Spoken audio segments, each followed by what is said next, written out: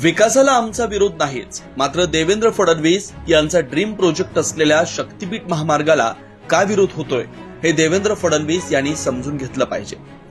मुळात शक्तीपीठ महामार्ग राज्यातील वर्धा, यवतमाळ, हिंगोली, नांदेड, परभणी, बीड, लातूर, धाराशिव, सोलापूर, सांगली, कोल्हापूर आणि सिंधुदुर्ग या 12 जिल्ह्यांना जोडणार आहे। मात्र सध्या अस्तित्वात असलेला रत्नागिरी नागपूर हा राष्ट्रीय महामार्ग याच नागपूर, वर्धा, यवतमाळ, हिंगोली, नांदेड, लातूर, धाराशिव, सोलापूर, सांगली, कोल्हापूर ते रत्नागिरी या महामार्गाला कमीत कमी 2 किलोमीटर ते जास्तीत जास्त 30 किलोमीटर समांतर असा महामार्ग होणार आहे। शक्तीपीठ महामार्गात दाखवण्यात आलेले जवळपास सर्वच शक्तीपीठ या महामार्गालगतच आहे आणि या कोणत्याच ठिकाणी वाहतुकीची कोंडी होत नाही।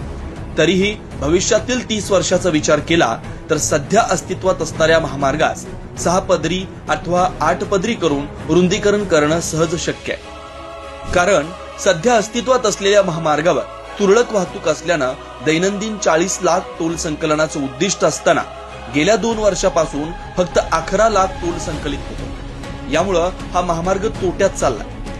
मग 86,000 कोटींचा बोजा राज्यातील सामान्य जनतेच्या डोक्यावर कशासाठी लादला जातोय? सांगली व कोल्हापूर जिल्ह्यातील शक्तीपीठ महामार्गाचा विचार केला तर या मार्गामुळे कोल्हापूर जिल्ह्यातील शेती व साखर उद्योगावर दूरगामी परिणाम होणार आहे। सध्या सांगली व कोल्हापूर जिल्ह्याला दरवर्षी महापुराचा वेढा ठरलेला आहे। अलमट्टी धरणाबरोबर सांगली व कोल्हापूर जिल्ह्यात झालेल्या रस्त्यांच्या व पुलांच्या भरावामुळे पूरस्थिती गंभीर झाली आहे। कोल्हापूर सारखे शहर दरवर्षी महापुराच्या विळख्यात सापडत आहे।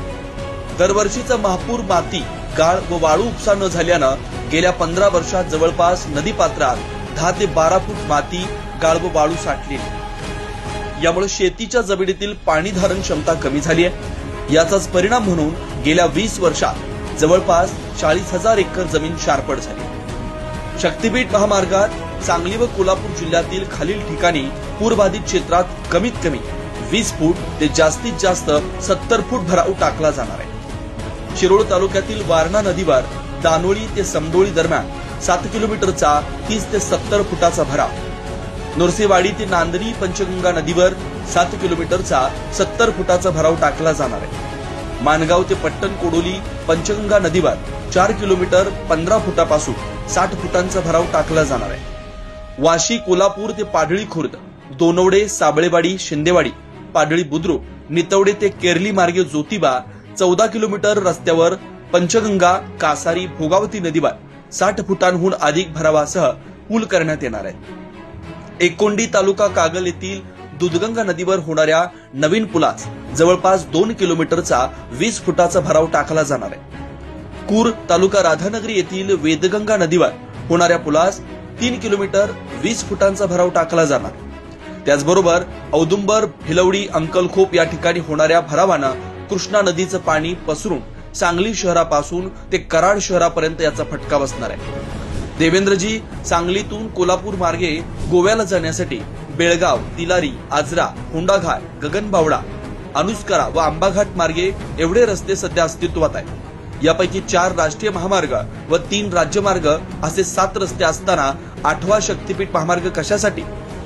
राज्य सरकारने कितीही प्रयत्न केले तरी भौगोलिक परिस्थिती व भरावामुळे पाणी निचरा होण्याची समस्या निर्माण होऊन पुढील 10 वर्षात हजारो एकर जमिनी शारपड होणार यामध्ये शंका असण्याचं कारण नाही। कोल्हापूर व सांगली हे 2 जिल्हे साखर कारखानदारीचे जिल्हे म्हणून ओळख असून जर जमिनी शारपड झाल्या तर कारखानदारीवर व पर्यायानं शेती व उद्योगधंद्यांवर परिणाम होऊन जिल्ह्याच्या अर्थकारणावर दूरगामी परिणाम होणार आहे, हे मात्र निश्चित। यामुळे देवाभाऊ ज्या प्रकल्पाची आवश्यकता नाही त्या प्रकल्पास अनावश्यक खर्च टाळून तुम्हाला खरंच मराठवाडा व पश्चिम विदर्भातील शेतकऱ्यांचा दुष्काळ कायमस्वरूपी संपवायचा असेल तर हेच 86,000 कोटी दुष्काळी भागासाठी वापरा।